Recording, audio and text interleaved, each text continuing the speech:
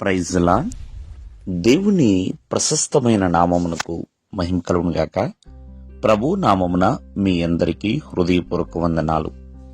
ఈ ఉదయకాలము దేవుని వాక్యాన్ని విందాం. మత్తయి సువార్త 26వ అధ్యాయము 28వ వచనము.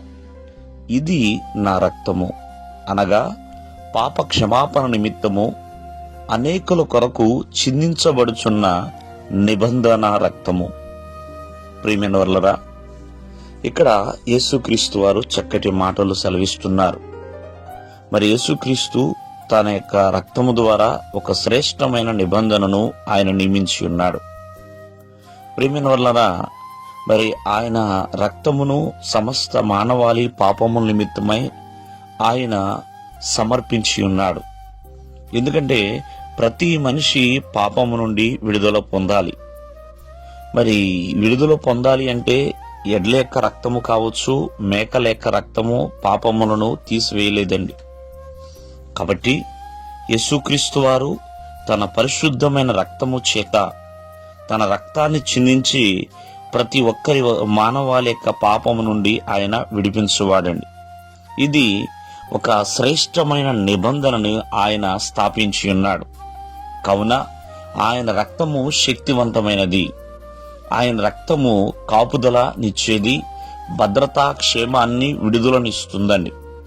మరి అటువంటి రక్తమును ప్రతి ఒక్కరి కొరకు ఆయన చిందించి ఉన్నాడు. కావున ఈ ఉదయకాలం ముందు ఆలోచించాల్సిన విషయం ఏంటంటే, పాప క్షమాపణ ఎందుకు అవసరము, ఎందు నిమిత్తము ఆయన రక్తాన్ని చిందించాడు అంటే ఒకసారి మనం ఆలోచించేద్దాం. పాపమునకు వచ్చే జీతము మరణము. కాబట్టి ప్రతి మనిషి ఆ పాపము నిమిత్తమే పశ్చాత్తాపము చెందాలి, ఆ పాపమును విడిచిపెట్టాలి, ఆ పాపమునకు తగిన క్షమాపణ పొందుకోవాలి. మరి అలాగే జీవించటం వలన మనిషి ప్రియమైన వల్లరా ఎన్నో శ్రమలు అనుభవించాల్సిన పరిస్థితి వస్తుంది. అందుకనే ఆ శ్రమ క్రీస్తు వారు అనుభవించారు. ఆయన అందరి కొరకు ప్రియమైన వల్లరా ఒక్కసారే బలిగా అర్పించబడ్డాడు.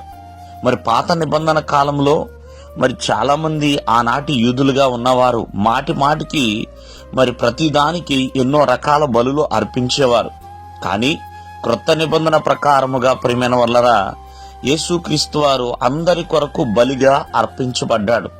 కాబట్టి ఈ బలి శ్రేష్టమైన బలి, ఈ నిబంధన శ్రేష్టమైన నిబంధన ప్రియమైన వల్లరా. కావున ప్రతి ఒక్కరూ పాప క్షమాపణ నిమిత్తమై ప్రభు యొక్క రక్తము చిందించి ఉన్నాడు అని గుర్తెరిగి ప్రతి ఒక్కరూ ఆ యొక్క రక్తములో పాలిభాగస్తులవ్వాలి, ఆ పాప క్షమాపణ పొందుకోవాలి, దేవుడిస్తున్న శ్రేష్టమైన నిబంధనని పొందుకోవాలి. దేవుడు మిమ్మను ఆశీర్వదించును గాక. ఆమేన్.